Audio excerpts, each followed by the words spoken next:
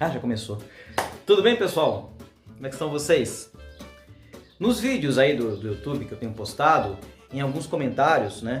Tem alguns comentários de ferromodelistas que perguntam sobre a minha maquete. Sobre trilhos, elevação, desvios, etc, etc. Ah, eu quero dar uma olhadinha, gostei, vou copiar. Copiar no sentido de, de reproduzir também, vou querer fazer igual porque deu certo. A questão é o seguinte, esta maquete, a Rio Valley, é a minha primeira maquete. É uma maquete reformada, da reformada, que está aqui. E nem de longe, nem de perto também, eu recomendo que ela seja um exemplo de construção, especialmente com relação ao assentamento dos trilhos. Primeiro porque ela foi a minha primeira, então eu fiz muitos erros, cometi muitos erros. Ah, mas a sua maquete roda Big Boy, a sua maquete roda russa, a sua maquete roda locomotivas gigantes, como é que pode? Eu fui adaptando ao longo do tempo, adaptando. Tá? Se fosse fazer do zero hoje, seria totalmente diferente. Mas vamos dar uma olhadinha que eu vou falar um pouquinho mais aí sobre ela. Eu preciso de um cameraman do outro lado. Bem, em primeira instância, todos os trilhos da maquete, sem exceção, são da fabricante nacional Fratesc. A grande maioria dos trilhos são de latão, aquele trilho que tem um perfil um pouco amarelado, né? São trilhos de latão. E alguns trilhos externos, eles são de níquel, tá? Mas está misturado. Em ambas maquetes tá misturado. Bem, a Rio Valley, esta maquete, ela possui um pátio. Você pode ver que ela tem um pátio com algumas linhas aqui internas, que vão, inclusive vai até aqui à frente. Ele foi um pouco modificado agora nas últimas modificações que eu fiz, né? A própria aqui, o girador de locomotivas agora, ele vai dar lugar somente a duas linhas apenas, né? Tô pensando aqui o que eu vou fazer, mas existe um pátio, tá? Que é para dar o quê? Dinamismo na maquete, movimento na maquete. Aqui tem um propósito. A minha ideia é, você sai com um trem curto, né? Você monta um trem, na realidade, aqui, pegando os vagões que estão aqui, né, no pátio, joga esse trem, vem com ele aqui para fora, passa pela linha interna e joga esse trem aqui na linha externa, onde uma grande locomotiva pode vir pegar esses vagões. Essa é uma das possibilidades.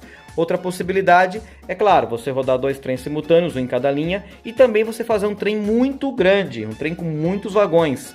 Por quê? Porque ele pode utilizar a linha de fora, aqui, entra lá pela ponte, passa por cima aqui da cidade, desce, continua na linha interna, vai dar a volta, para depois somente sair aqui novamente no desvio, ou seja, o trem pode ser bem grande. Então aqui eu criei um layout que permite essas várias possibilidades aqui na maquete.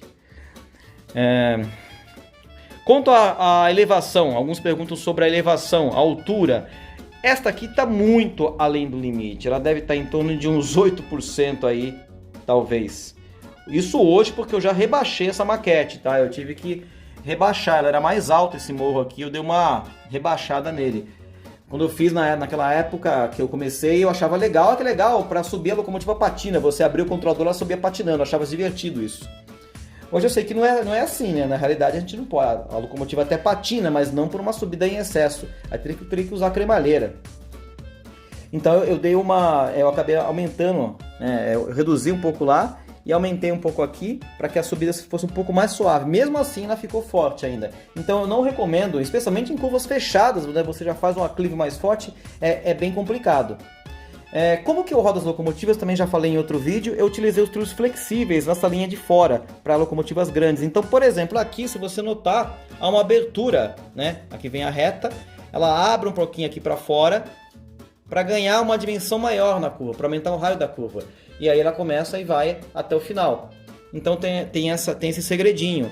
Outra coisa também foi que ao utilizar trilhos flexíveis, temos menos emendas. Isso facilita bastante para que a locomotiva não saia, especialmente as importadas aí dos trilhos. Então, se você notar, praticamente quase não há emendas. E as poucas emendas que tem, eu dei uma lixadinha. Então, se você perceber aqui, deixa eu ver se eu consigo captar isso aqui. Né? Aqui tem uma, né? Aqui, ó. Né? A parte de dentro do trilho, vocês podem ver que está bem retinha, ó lá. A parte de fora que nem tanto, mas a de dentro sim, onde pega, né, ali a flange. Então a locomotiva passa sem sentir praticamente a emenda. Também não deixei as emendas paralelas, deixei, ó, aqui tem uma, a outra está lá para frente. Então você não tem essa a possibilidade da locomotiva pular aqui. Esse é o único segredo aqui que tem com relação aos trilhos, porque as curvas são fechadas. A diferença porque a minha maquete ela tem aqui 1,15 ou 1,10 agora de comprimento, não lembro exatamente. De comprimento é bem estreita, mas consegue rodar essas locomotivas grandes na linha externa. E até algumas, por exemplo, nessa linha interna eu consigo rodar uma SD40, uma C4400, a minha turbine eu rodo aqui, em baixa velocidade, claro, mas consigo rodar. Com o tempo coloquei uma linha extra, que essa linha aqui não é uma linha para locomotivas, até brinco um pouquinho com elas, mas não é uma linha para o bonde lá, que vai funcionar em DCC, ele vai estar aqui trafegando aqui na cidade. Então, na verdade, essa linha aqui, ela não é para ser utilizada, tanto é que ela está muito próxima da outra, eu não consigo rodar duas máquinas aqui, senão eu esbarro uma na outra. É realmente para o bonde, essa linha, e o bonde também não vai até aqui, ele vai só até o final. A ideia, na verdade, era até cobrir aqui, eu só utilizei para poder utilizar a energia que estava aqui já. Preguiça, para dizer a verdade. Né? E o pátio lá dentro também eu tive que caprichar nos desvios, para que não tivessem falhas. Mesmo assim, às vezes pode ocorrer, por isso que dentro da locomotiva eu acabo usando os capacitores aí, para poder dar um pouco mais de energia. Eu acho que são essas dúvidas principais aí que eu vi nos posts aí, nos comentários do YouTube com relação a Rio Vale, com relação aos trilhos. Eu estou falando especificamente hoje aí mais dos trilhos, né? Não estou dando ênfase às construções, etc. Mas os trilhos, que nem eu falei para vocês, não tem assim nenhuma mágica por detrás disso, né? A questão curvas fechadas, dá para passar algumas locomotivas grandes? Dá.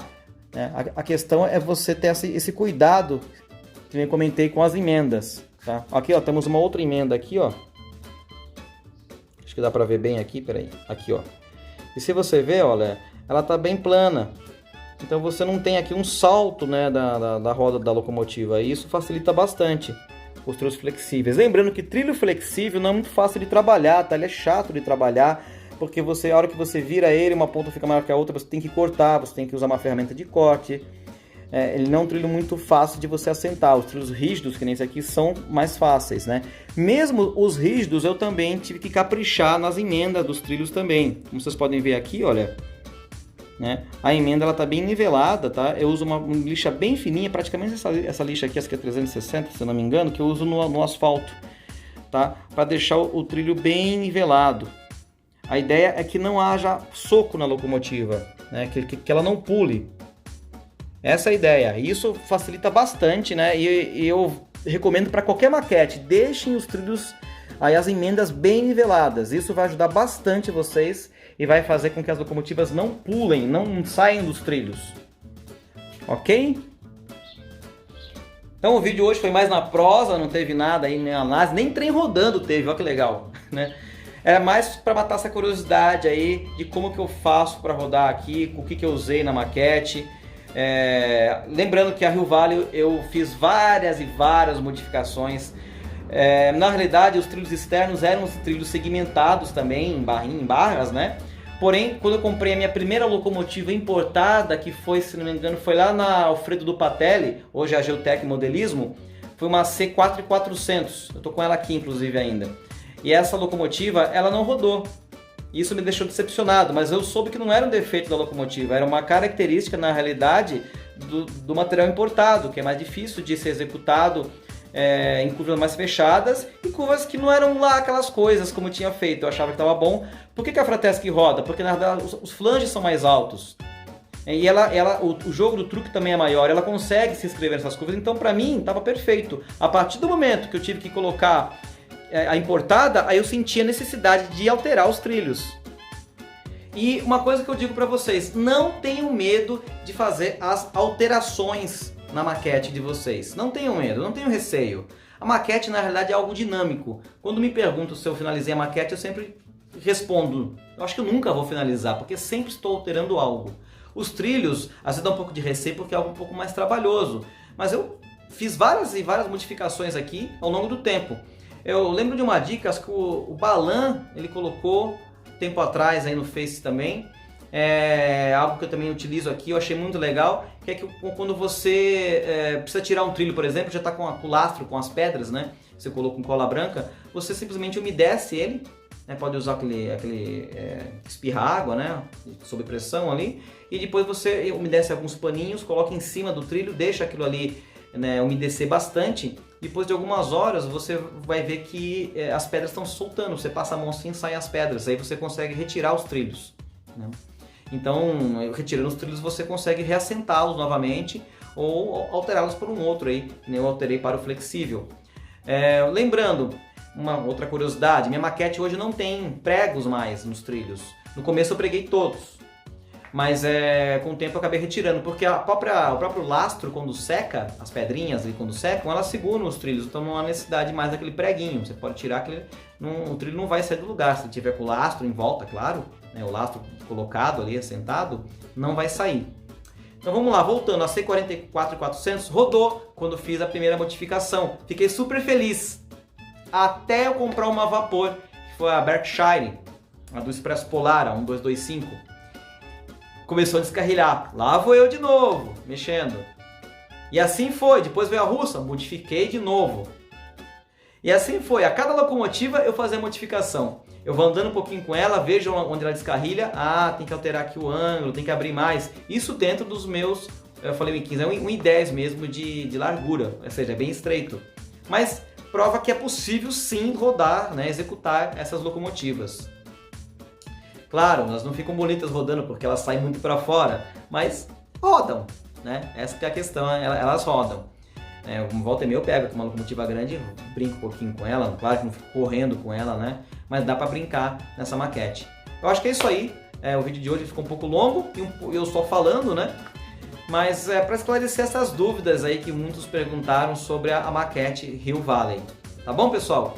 É isso aí, e divirtam-se, lembrando-se que o hobby o intuito é satisfação, diversão. Se não está se divertindo, se está esquentando muito a cabeça com ele, tem algo errado. Esquenta a cabeça, a gente esquenta. Um dia ou outro você esquenta, mas você acaba resolvendo, isso faz parte do hobby. Mas o intuito sempre a satisfação, a diversão. Abraço a todos aí.